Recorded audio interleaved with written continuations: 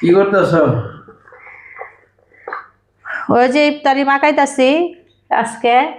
তো তুমি তো মাখাও সবসময়, আজকে আমি মাখাইতাছি। এই দেখো মাখানি হইতাছে না, সবগুলো ভাগছি ভাঙ্গা পরে। আজকে একটু ইফতারি আগে আগে ভাজা হয়েছে তো, এই জন্য সময় পাইছি। এই দেখো আজকে কি করছি, এটি কি জানো, বলতে পারবা? এগুলো হলো চিংড়ি মাছ কিনছিলাম আজকে, একটু বড় বড় চিংড়ি মাছ পাইছি। তো আমরা তো খুব বাইরে গিয়ে কিনে খাই না, এই জন্য আজকে বানাইছি যে খাইয়া দেখবো, অনেক মজা মজা লাগবে।